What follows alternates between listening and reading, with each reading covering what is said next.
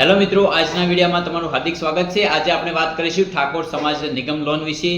જે ઠાકોર સમાજ નિગમ લોન છે એની મિત્રો છેલ્લી તારીખ હતી 27/9। હવે એની તારીખ જે હતી તે લંબાવવામાં આવી છે અને એની છેલ્લી તારીખ હવે કરવામાં આવી છે 30/9।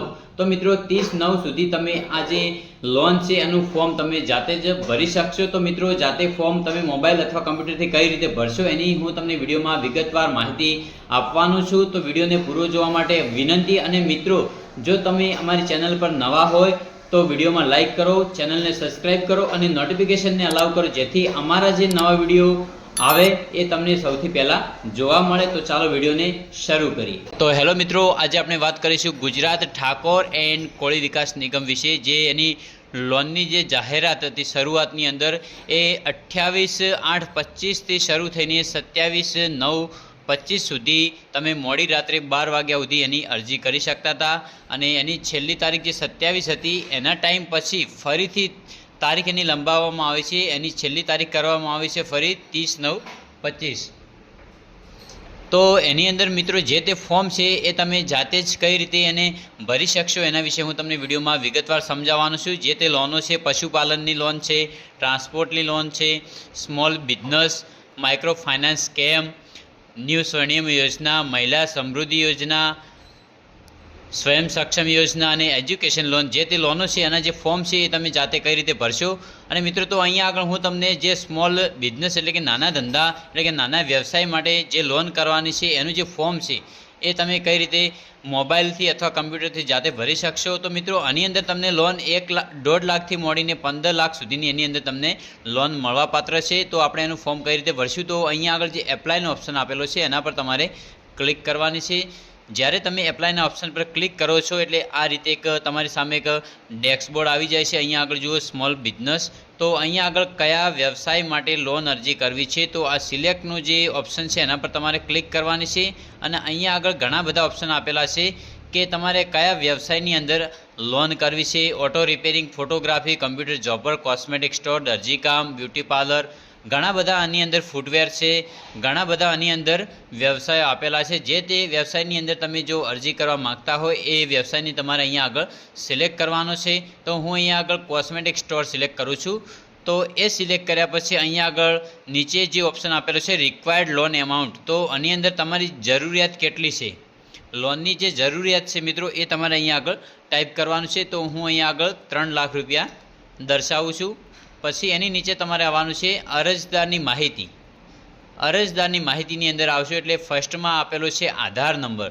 તો મિત્રો જે તે તમારો આધાર નંબર છે એ આ બોક્સની અંદર તમારે ટાઈપ કરવાનો છે। આધાર નંબર ટાઈપ કર્યા પછી મિત્રો એની નીચે બીજો ઓપ્શન છે રેશન કાર્ડનો। તો બીજા ઓપ્શનની અંદર તમારે તમારો રેશન કાર્ડ નંબર અહીંયા આગળ ટાઈપ કરી દેવાનો છે। રેશન કાર્ડ નંબર ટાઈપ કર્યા પછી વોટર આઈડી એટલે કે તમારો જે ચૂંટણી કાર્ડ નંબર છે એ ચૂંટણી કાર્ડ અહીંયા તમે જો નાખવા માગતા હોય તો એને ટાઈપ કરી શકો છો અથવા એને છોડી પણ શકો છો। પછી અહીંયા આગળ ફૂલ નેમ, તો અરજદારનું પૂરેપૂરું સરનામું, તો ફર્સ્ટમાં અહીંયા આગળ અટકનો ઓપ્શન છે, તમારી અટક દર્શાવવાની છે। પછી અહીંયા આગળ બીજા ઓપ્શનની અંદર જે બોક્સ આપેલું છે એમાં અરજદારનું નામ અને પછી પિતા કે પતિનું નામ આ ત્રીજા બોક્સની અંદર તમારે ટાઈપ કરવાનું છે। એટલું કર્યા પછી જે ઓપ્શન આપેલો છે અરજદારનું પૂરું સરનામું, એની અંદર તમારે તમારું જે તે સરનામું છે એ સરનામું તમારે અહીંયા આગળ ટાઈપ કરવાનું છે। સરનામું ટાઈપ કર્યા પછી મિત્રો અહીંયા આગળ ગામ કે શહેર, જે તે તમારું ગામ છે એ ગામ તમારે અહીંયા ટાઈપ કરવાનું છે। ગામ ટાઈપ કર્યા પછી તમારો જિલ્લો, જે તે તમારો જિલ્લો છે એ જિલ્લો તમારે અહીંયા સિલેક્ટ કરવાનો છે। પછી અહીંયા આગળ તાલુકાનો ઓપ્શન છે, જે તમારો તાલુકો છે અહીંયા આગળ સિલેક્ટ કરવાનો છે। પછી પિનકોડ, તમારે અહીંયા આગળ તમારો જે પિનકોડ છે એ પિનકોડ અહીંયા આગળ તમારે ટાઈપ કરી લેવાનો છે। પિનકોડ ટાઈપ કર્યા પછી અહીંયા આગળ જન્મ તારીખનો ઓપ્શન આપેલો છે। તો મિત્રો તમારા આધાર કાર્ડની અંદર જે તે તમારી જન્મ તારીખ છે એ અહીંયા આગળ તમારે સિલેક્ટ કરી લેવાની છે। અને જન્મ તારીખ સિલેક્ટ કર્યા પછી મિત્રો તમારે એની નીચે ઓપ્શન આપેલો છે કાસ્ટ। કાસ્ટ એટલે જાતિ, જે તે તમારી જાતિ છે ઠાકોર કોળી જે તે હોય તમારે અહીંયા આગળ સિલેક્ટ કરવાનું છે। એટલું સિલેક્ટ કર્યા પછી સબકાસ્ટની અંદર તમારી પેટા જાતિ કઈ છે એ પેટા જાતિ તમારે અહીંયા આગળ સિલેક્ટ કરવાની છે। પેટા જાતિ સિલેક્ટ કર્યા પછી મિત્રો તમારે અહીંયા આગળ સંપર્ક માટે લેન્ડલાઇન ટેલિફોન નંબર જો તમારી જોડે હોય તો આની અંદર તમારે ટાઈપ કરી લેવાનું છે। લેન્ડલાઇન નંબર ટાઈપ કર્યા પછી તમારે અહીંયા આગળ મોબાઈલ નંબરનો ઓપ્શન આપેલો છે, જે તે તમારો મોબાઈલ નંબર છે એ મોબાઈલ નંબર તમારે અહીંયા આગળ ટાઈપ કરી લેવાનો છે। મોબાઈલ નંબર ટાઈપ કર્યા પછી અહીંયા આગળ ઈમેલ આઈડીનો ઓપ્શન છે, તો તમે તમારે અહીંયા આગળ ઈમેલ આઈડી પણ તમે નાખી શકો છો। ઈમેલ આઈડી નાખ્યા પછી મિત્રો અહીંયા આગળ જેન્ડરનો ઓપ્શન આપેલો છે, સ્ત્રી અથવા પુરુષ એ તમારે અહીંયા આગળ સિલેક્ટ કરવાનું છે। જો પુરુષ હોય તો અહીંયા આગળ તમારે મેલ સિલેક્ટ કરવાનું છે, અને જો સ્ત્રી હોય તો અહીંયા આગળ તમારે ફિમેલ સિલેક્ટ કરવાનું છે। પછી મિત્રો બીજો જે ઓપ્શન છે મેરિટિયલ સ્ટેટસ, તો પરિણીત અને અપરિણીત આ બંને ઓપ્શન આપેલા છે। જો તમે પરણેલા હોય તો યસ કરવાનું છે, અને જો તમે પરણેલા નથી તો નો કરવાનું છે। પછી અહીંયા આગળ વિધવાનો ઓપ્શન આપેલો છે, વિડો, જો વિધવા હોય તો યસ, અને જો ના હોય તો તમારે નો કરવાનું છે। મિત્રો બીજો જે ઓપ્શન છે if physically handcraft then provide detail, અહીંયા આગળ દિવ્યાંગની ડિટેલ તમારે અહીંયા આગળ ફિલ કરવાની છે। જો તમે દિવ્યાંગ હોય તો યસ કરવાનું છે, અને જો દિવ્યાંગ ના હોય તો તમારે અહીંયા આગળ નો કરવાનું છે। જો દિવ્યાંગ હોય તો યસ કરશો તો અહીંયા આગળ બીજા ઓપ્શન આવે છે પીએચ પર્સન્ટેજ, અહીંયા આગળ જે ટકાવારી છે તમારે જે અપંગતાની એ અહીંયા દર્શાવવાની છે, અને અહીંયા રીમાર્કમાં તમારે જે તમને જે દિવ્યાંગતાનું જે માર્ક છે એ અહીંયા આગળ તમારે દર્શાવવાનું છે। એટલું કર્યા પછી મિત્રો અહીંયા આગળ બીપીએલ યાદીમાં સમાવેશ થયેલો છે હા કે ના, એની અંદર તમારે અહીંયા આગળ યસ અને નોના બે ઓપ્શન આપેલા છે। જો તમારા જોડે બીપીએલની યાદીમાં જો તમારો સમાવેશ થયેલો હોય તો યસ કરવાનું છે, અને અહીંયા આગળ તમારો બીપીએલ નંબર નાખવાનો છે, અને જો ના હોય તો અહીંયા નો કરવાનું છે। અને મિત્રો એ બંને કંઈ ના કરવું તો તમે આને પણ છોડી શકો છો। એટલું કર્યા પછી અહીંયા આગળ અરજદારના કુટુંબની કુલ વાર્ષિક મર્યાદા ₹3 લાખ છે, તો તમારા જે આવકનો જે દાખલો છે એનું પ્રમાણપત્ર છે એની અંદર જોઈને તમારે અહીંયા આગળ આવક જે છે તમારી એ દર્શાવવાની છે। તો અહીંયા આગળ અરજદાર કુટુંબની કુલ વાર્ષિક રૂપિયા કુટુંબના તમામ સભ્યોની આવક રેશન કાર્ડ મુજબ અહીંયા આગળ જે તમારા આવકનો જે દાખલો છે એની અંદર જે તે તમારી આવક છે એ અહીંયા આગળ તમારે દર્શાવવાની છે।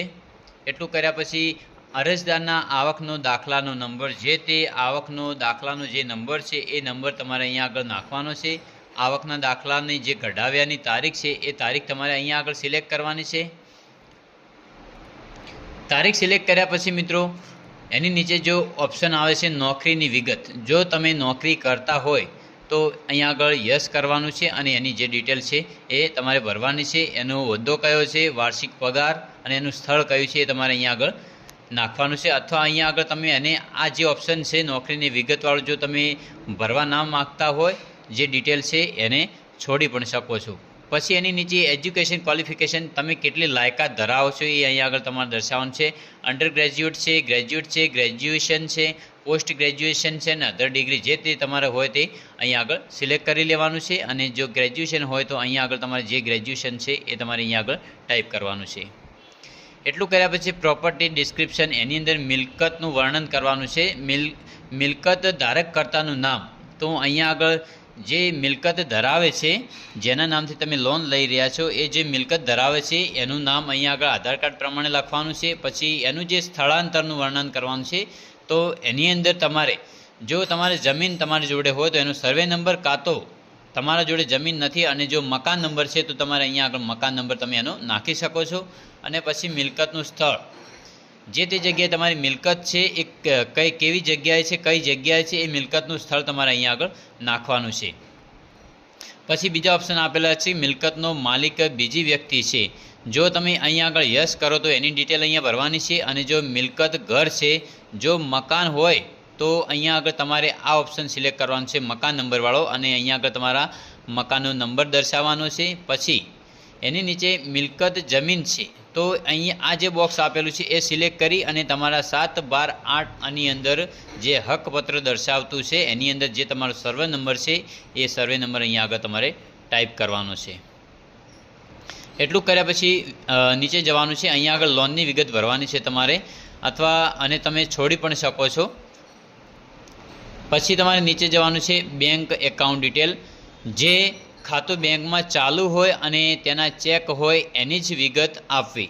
તો મિત્રો અહીંયા આગળ તમારે બેંકની અંદર જે તમારું એકાઉન્ટ ચાલુ છે અને એની અંદર તમે ચેક મળેલા છે એ ચેકની વિગત અહીંયા તમારે ભરવાની છે। તો ફર્સ્ટમાં બેંક એકાઉન્ટ નંબર, એટલે કે તમારો જે ખાતાનો નંબર છે બેંકનો, એ ખાતાનો નંબર તમારે અહીંયા આગળ ટાઈપ કરવાનો છે। ખાતાનો નંબર ટાઈપ કર્યા પછી બેંકનું નામ, તો અહીંયા આગળ જે તમારી બેંક છે એ તમારી બેંકને અહીંયા આગળ સિલેક્ટ કરવાની છે. અહીંયા આગળ સી જે ઓપ્શન આપેલો છે બ્રાન્ચ નેમ, તો તમારી જે બેંક જે એરિયામાં આવેલી છે એ એરિયાનું નામ અહીંયા આગળ તમારે ટાઈપ કરવાનું છે. પછી નેમ અઝ પર એકાઉન્ટ, તો જે ફોર્મ ભરનારનું જે ખાતા મુજબનું જે નામ છે એ જે બેંકની પાસબુકની અંદર જે તે તમારું નામ છે એ નામ તમારે અહીંયા આગળ ટાઈપ કરવાનું છે. નામ ટાઈપ કર્યા પછી બેંક એકાઉન્ટ ટાઈપ, તો ખાતાનો પ્રકાર કેવો છે, બચત ખાતું છે કે ચાલુ ખાતું છે એ અહીંયા આગળ તમારે સિલેક્ટ કરવાનું છે. જો બચત ખાતું હોય તો તમારે સેવિંગ કરવાનું છે અને ચાલુ ખાતું હોય તો કરંટ કરવાનું છે. તો અહીંયા આગળ તમે સેવિંગ પણ કરી શકો છો. ઘણા ખરા લોકોને સેવિંગ જ હોય છે. પછી અહીંયા આગળ જે બેંકનો જે માઇકર કોડ આપેલો છે એ અહીંયા આગળ તમારે ટાઈપ કરવાનો છે, અથવા તમે ગૂગલ પર જઈને જે તે તમારી બેંક છે જે તે એરિયામાં છે એ ટાઈપ કરીને તમે એનો માઇકર જે કોડ છે એ તમે લઈ શકો છો અને અહીંયા આગળ પેસ્ટ પણ કરી શકો છો. પછી એનો આઈએફસી કોડ, જે તમારી બેંક છે એ બેંકનો અહીંયા આગળ તમારે આઈએફસી કોડ છે એ તમારી જે બેંકની પાસબુક આપેલી છે એના પર જઈને તમે જોઈને ટાઈપ કરી શકો, અથવા તમને ગૂગલ પર પણ મળી જાય છે. પછી મિત્રો એની નીચે અહીંયા આગળ જે નોંધ આપેલી છે એ આ જે નોંધ છે તમે એને વાંચવી હોય તો વાંચી શકો છો અથવા એને છોડી શકો છો. એટલું કરીને મિત્રો જ્યારે તમે નીચે આવશો એટલે અહીંયા આગળ જે કેપ્ચર આપેલો છે એ કેપ્ચર કોડ આ બોક્સની અંદર તમારે ટાઈપ કરવાનો છે અને અહીંયા આગળ સબમિટ પર ક્લિક કરવાની છે. જેવું તમે સબમિટ પર ક્લિક કરશો એટલે તમને એક કન્ફર્મેશન નંબર મળી જશે, અને કન્ફર્મેશન નંબર મિત્રો મળે એના પછી તમારે અહીંયા આગળ બીજો ઓપ્શન આપેલો છે એડિટ એપ્લિકેશનનો. જો તમે જે ફોર્મમાં કોઈ ભૂલ કરી હોય તો તમે એડિટ એપ્લિકેશન પર જઈ અને એ ભૂલને સુધારી શકો છો. અને ભૂલ સુધાર્યા પછી બીજો જે ઓપ્શન આપેલો છે અપલોડ ફોટોનો, તો મિત્રો અહીંયા આગળ અપલોડ ફોટો પર ક્લિક કરી અને તમારે જે તમારી લોન હતી એ લોન સિલેક્ટ કરી અને તમારો કન્ફર્મેશન નંબર જે તમે ફોર્મ ભર્યું ત્યારે જે તમને કન્ફર્મેશન નંબર યા તો એપ્લિકેશન નંબર મળ્યો છે એ નંબર અહીંયા ટાઈપ કરવાનો છે, બર્થ ડેટ સિલેક્ટ કરવાની છે, કેપ્ચર નાખીને સબમિટ પર ક્લિક કરવાની છે.